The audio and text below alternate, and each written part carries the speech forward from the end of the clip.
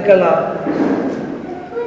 ಗ್ರಾಮ ಪಂಚಾಯತ್ನ ನೂತನ ಕಟ್ಟಡ ಇದರ ಉದ್ಘಾಟನಾ ಸಮಾರಂಭದ ಪ್ರಯುಕ್ತ ಇವತ್ತು ಈ ಪತ್ರಿಕಾಗೋಷ್ಠಿಯನ್ನು ಕರೆದಿದ್ದೇವೆ.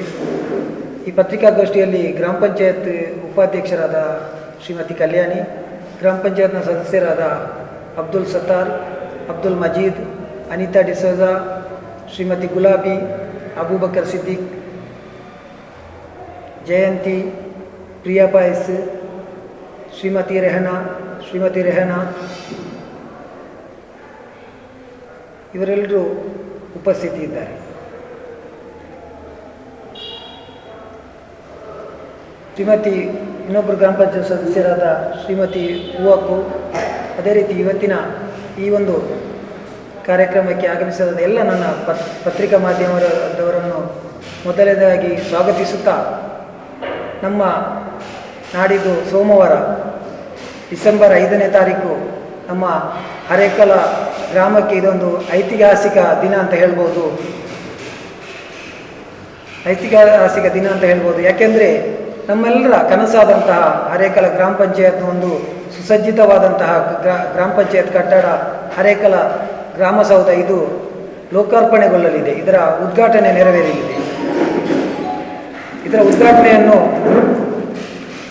ಈ ಒಂದು ಕಟ್ಟಡದಲ್ಲಿರುವಂತಹ ಮಹಾತ್ಮ ಗಾಂಧಿ ಸಭಾಂಗಣದ ಉದ್ಘಾಟನೆಯನ್ನು ಕರ್ನಾಟಕದ ಘನ ಸರ್ಕಾರದ ಇಂಧನ ಸಚಿವರಾದ ಸುನೀಲ್ ಕುಮಾರ್ ಅವರು ಉದ್ಘಾಟನೆ ನೆರವೇರಿಸಲಿದ್ದಾರೆ. ಅದೇ ರೀತಿ ಈ ಒಂದು ಪಂಚಾಯತ್ ಕಟ್ಟಡವನ್ನು ಮಾಜಿ ಮುಖ್ಯಮಂತ್ರಿಗಳು, ಹಾಲಿ ವಿರೋಧ ಪಕ್ಷದ ನಾಯಕರಾದಂಥ ಸನ್ಮಾನ್ಯ ಸಿದ್ದರಾಮಯ್ಯರವರು ಉದ್ಘಾಟನೆಗೊಳಿಸಲಿದ್ದಾರೆ.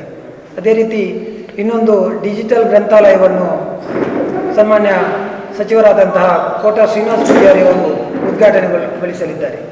ಅದೇ ರೀತಿ ಈ ಪಂಚಾಯತ್ನಲ್ಲಿರುವಂತಹ ಅಮೃತ ಉದ್ಯಾನವನವನ್ನು ಮೀನುಗಾರಿಕಾ ಮತ್ತು ಬಂದರು ಸಚಿವರಾದಂಥ ಸನ್ಮಾನ್ಯ ಶ್ರೀ ಅಂಗಾರ್ ಅವರು ಉದ್ಘಾಟನೆಗೊಳಿಸಲಿದ್ದಾರೆ. ಈ ಒಂದು ಕಾರ್ಯಕ್ರಮದಲ್ಲಿ ನಮ್ಮ ನೆಚ್ಚಿನ ಶಾಸಕರಾದ UT ಖಾದರ್ ಅವರು ಈ ಕಾರ್ಯಕ್ರಮದ ಘನ ಅಧ್ಯಕ್ಷತೆಯನ್ನು ವಹಿಸಿಕೊಳ್ಳಲಿದ್ದಾರೆ.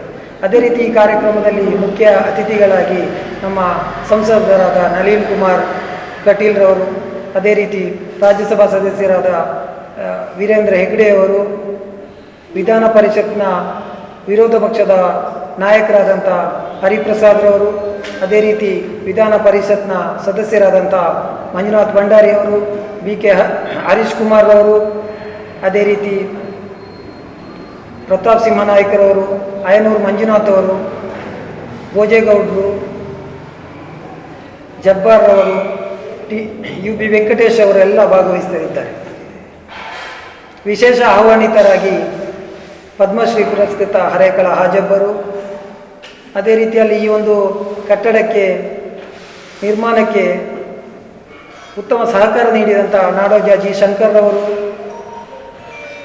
ಬರಕ ಇಂಡಸ್ಟ್ರೀಸ್ನ ಕಾರ್ಯನಿರ್ವಾಹಕರಾದಂತಹ ನಶಲ್ರವರು, ಏನಪ್ಪಯ್ಯ ಸಹ ಕುಲಾಧಿಪತಿಯಾದಂತಹ ಫರಾದ್ರವರು, ಅದೇ ರೀತಿ ಜಿಲ್ಲಾ ಪಂಚಾಯತ್ನ ಮುಖ್ಯ ಕಾರ್ಯನಿರ್ವಹಣಾಧಿಕಾರಿಯಾದಂಥ ಡಾಕ್ಟರ್ ಕುಮಾರ್ ಅವರು, ಉಳ್ಳಾಳ ತಾಲೂಕು ಪಂಚಾಯತ್ನ IO ಆದಂತಹ ರಾಜಣ್ಣರವರೆಲ್ಲ ಭಾಗವಹಿಸ್ತಾ ಇದ್ದಾರೆ. ಈ ಒಂದು ಕಾರ್ಯಕ್ರಮವನ್ನು ತಾವುಗಳೆಲ್ಲ ಯಶಸ್ವಿಗೊಳಿಸಬೇಕಂತ ಈ ಪತ್ರಿಕಾ ಮಾಧ್ಯಮ ಮುಖಾಂತರ ವಿನಂತಿ ಮಾಡ್ತಾ ಇದ್ದೇನೆ.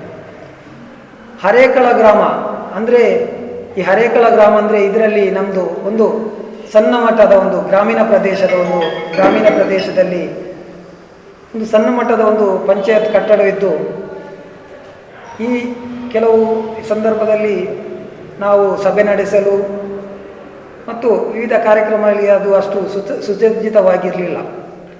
ಇದನ್ನು ನಾವು ಅಧಿಕಾರ ವಹಿಸಿದ ನಂತರ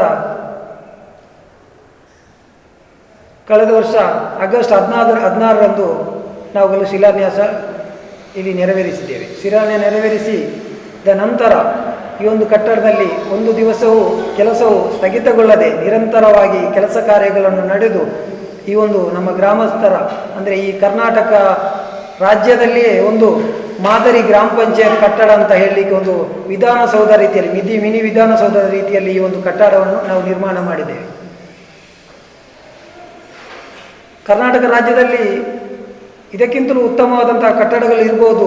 ಈ ಗ್ರಾಮದ ಒಂದು ವಿಶೇಷತೆ ಏನೆಂದರೆ, ನಮ್ಮದು ಈ ಹರೇಕಳ ಗ್ರಾಮ ಪಂಚಾಯತ್ನ ಮೂಲ ಆದಾಯ ಕೇವಲ 15 ಲಕ್ಷ. ಈ 15 ಲಕ್ಷ ಆದಾಯನ ಇಟ್ಕೊಂಡು ನಾವು ಇದಕ್ಕೆ ಇಲ್ಲಿ ಸಂಬಂಧಪಟ್ಟ ಇದಂಥ ಆಯವ್ಯಯ ವೆಚ್ಚಗಳಿಗೆ ಇದು ಸಾಕಾಗುವುದಿಲ್ಲ. ನಮ್ಮ ಎಲ್ಲ ಈ ಗ್ರಾಮ ಪಂಚಾಯತ್ನ ಸದಸ್ಯರು ಮತ್ತು ಇದಕ್ಕೆ ನಮ್ಮ ಈ ಕಟ್ಟಡ ನಿರ್ಮಾಣ ಮಾಡಲಿಕ್ಕೆ ನಮಗೆ ಬೆನ್ನೆಲುಬಾಗಿ ನಿಂತಹ ನಮ್ಮ ನೆಚ್ಚಿನ ಶಾಸಕರಾದಂಥ UT ಖಾದರ್ ಸಾಹೇಬರು.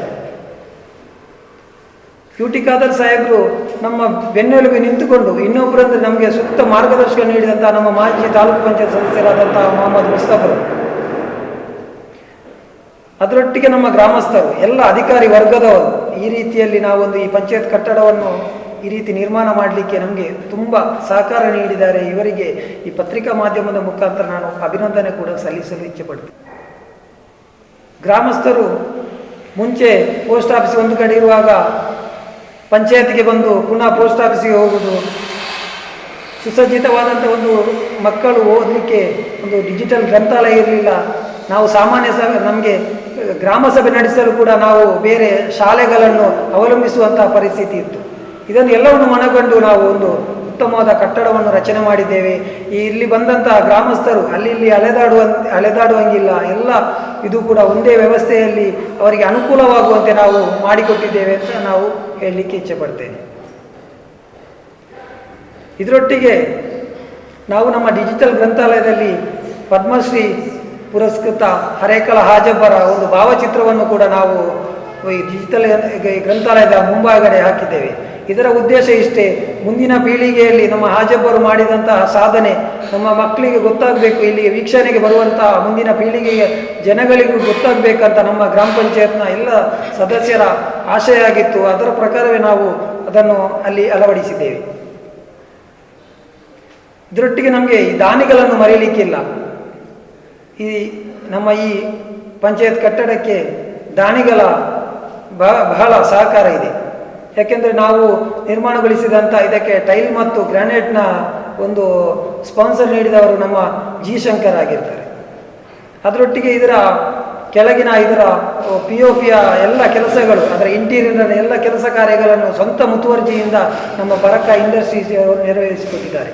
ಅದೇ ರೀತಿಯಲ್ಲಿ ಇಲ್ಲಿಗೆ ಜನರಿಗೆ ಬರುವಾಗ ಅವರಿಗೆ ಕುಡಿಯುವ ನೀರಿನ ವ್ಯವಸ್ಥೆಗೆ ಒಂದು ಉತ್ತಮವಾದ ಕೂಲರ್ನ ವ್ಯವಸ್ಥೆಯನ್ನು ಕೂಡ ನಮ್ಮ ಅಬ್ದುಲ್ ಮಜೀದ್ ರಾಜ್ಕಮಾಲ್ ಅವರ ಕುಟುಂಬಸ್ಥರು ನಮಗೆ ಒದಗಿಸ್ತಾರೆ. ಅದರೊಟ್ಟಿಗೆ ಹವಾನಿಯಂತ್ರಣವನ್ನು ಕೂಡ ಅವರು ಒದಗಿಸ್ತಾರೆ ಎಂಬ ನಮಗೆ ಭರವಸೆಯನ್ನು ಕೂಡ ನೀಡಿದ್ದಾರೆ.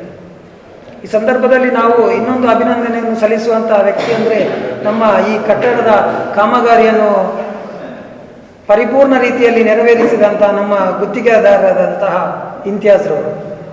ಅಚ್ಚುಕಟ್ಟಾಗಿ ನಾವು ಶಿಲಾನ್ಯಾಸ ಸಂದರ್ಭದಲ್ಲಿ ನಾವು ಅವರಿಗೆ ಒಂದು ಮಾತು ಹೇಳಿದ್ರು, ಶಾಸಕರು ತಮ್ಮ ಮನೆಯನ್ನು ನಿರ್ಮಾಣ ಮಾಡಿದಕ್ಕಿಂತಲೂ ಸುಂದರವಾಗಿ ಕಟ್ಟಡವನ್ನು ನಿರ್ಮಾಣ ಮಾಡಬೇಕು, ಅದೇ ರೀತಿಯಲ್ಲಿ ಯಾವುದೇ ಲೋಪದೋಷಗಳು ಇಲ್ಲದಾಗಿ ಒಂದು ಉತ್ತಮವಾದ ಕಟ್ಟಡವನ್ನು ನಾವು ಇಲ್ಲಿ ಇಂತಿಯಾಜ್ರವರು ನಮಗೆ ನಿರ್ಮಾಣ ಮಾಡಿ ಕೊಟ್ಟಿದ್ದಾರೆ. ನಾನು ಕೊನೆಯದಾಗಿ ಪತ್ರಿಕಾ ಇದರ ಮುಖಾಂತರ ಹೇಳುವುದು, ಎಲ್ಲ ನಮ್ಮ ಕರ್ನಾಟಕ ರಾಜ್ಯದ ದಕ್ಷಿಣ ಕನ್ನಡ ಜಿಲ್ಲೆಯ ನಮ್ಮ ಉಳ್ಳಾಲ ತಾಲೂಕಿನ ಎಲ್ಲ ಜನಗಳು ನಮ್ಮ ಈ ಒಂದು ಕಾರ್ಯಕ್ರಮಕ್ಕೆ ಬಂದು ಡಿಸೆಂಬರ್ 5ರಂದು 4 ಗಂಟೆಗೆ ಈ ಒಂದು ಉದ್ಘಾಟನೆ ಕಾರ್ಯಕ್ರಮವನ್ನು ಅತ್ಯಂತ ಯಶಸ್ವಿಗೊಳಿಸಬೇಕಂತ ತಮ್ಮಲ್ಲಿ ಕಳಕಳಿಯಿಂದ ವಿನಂತಿಸಿಕೊಳ್ಳುತ್ತೇನೆ.